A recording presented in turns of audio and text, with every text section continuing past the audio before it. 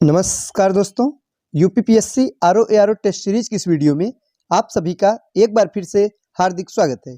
उत्तर प्रदेश समीक्षा अधिकारी प्रारंभिक परीक्षा का टेस्ट सीरीज चल रहा है और आज हम लोग देखेंगे टेस्ट नंबर 135 को।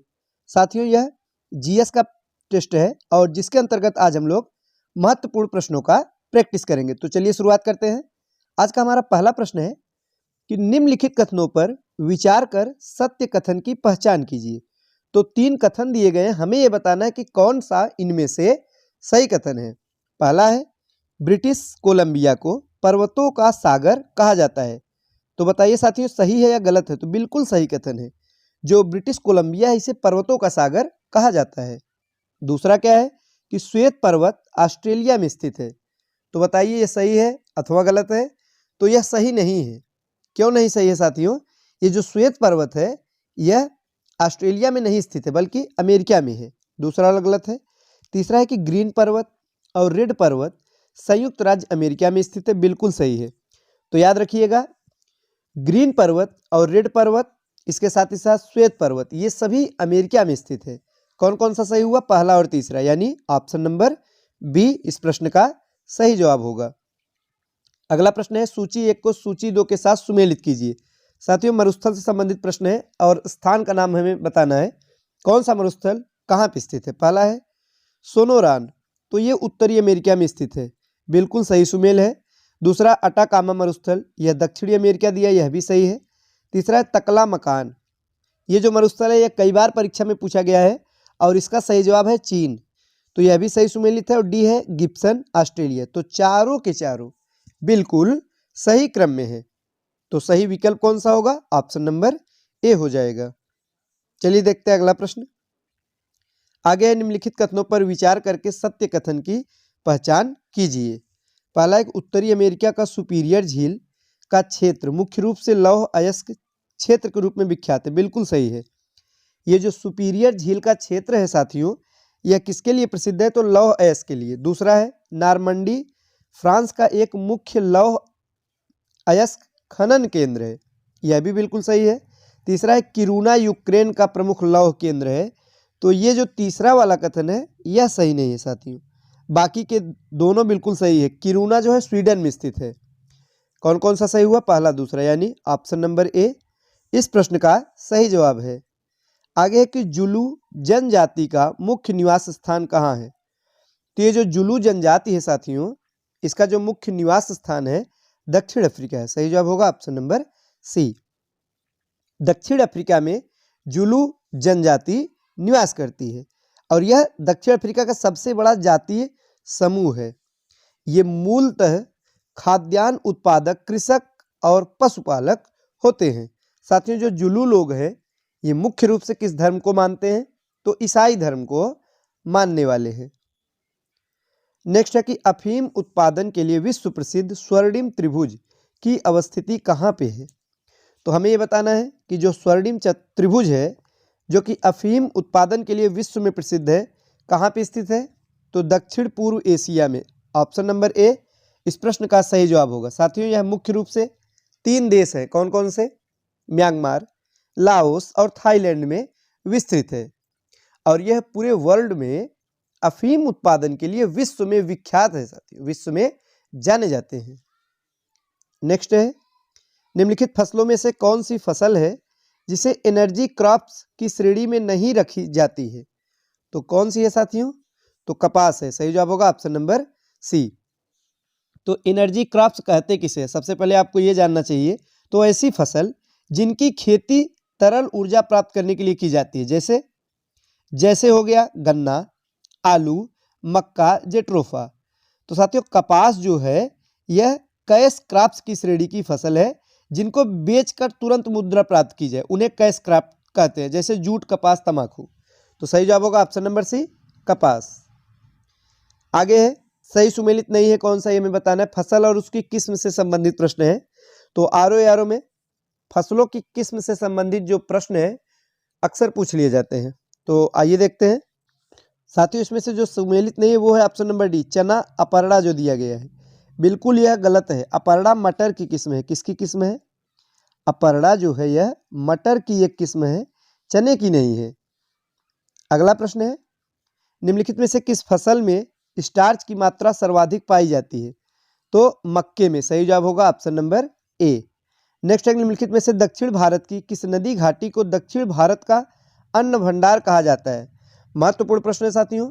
दक्षिण भारत का अन्न भंडार किस नदी घाटी को कहते हैं? तो कावेरी नदी घाटी। सही जवाब होगा ऑप्शन नंबर बी। कावेरी नदी घाटी को दक्षिण भारत का अन्न भंडार की उपमा दी गई है। चलिए देखते हैं अगला प्रश्न। बाजरे की फसल के संबंध में निम्नलिखित कथनों पर विचार करें। 3 कथन दिए गए हैं, हमें बताना है कि कौन सा इनमें से सही है। पहला है, बाजरे की फसल में सर्वाधिक सूखा सहने की क्षमता होती है। बिल्कुल सही है।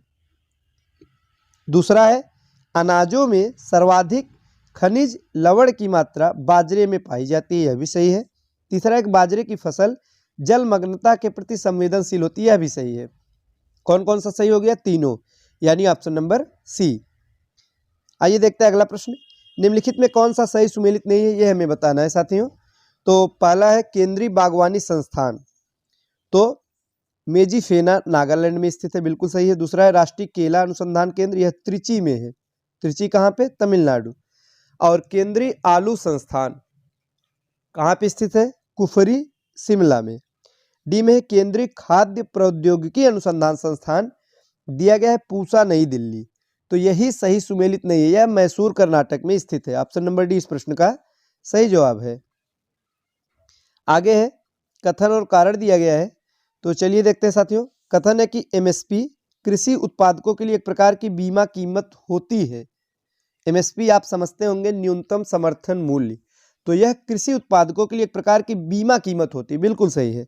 कारण है कि इसके द्वारा सरकार यह आश्वासन देती है कि खाद्यान्नों की कीमत नियत कीमत से नहीं गिरने दी जाएगी। यह भी बिल्कुल सही है। और जो कारण है वो कथन की सही व्याख्या करता है। सही जवाब होगा ऑप्शन नंबर ए। नेक्स्ट है, कृषि एवं कृषि ग्रामीण विकास हेतु वित्त उपलब्ध कराने के लिए शीर्षस्थ संस्था कौन सी है? नाबार्ड है। की स्थापना किस समिति की अनुशंसा पर की गई थी? आप सभी जानते होंगे, कृषि से संबंधित जो संस्था है साथियों वित्त उपलब्ध कराने के लिए, वो है नाबार्ड।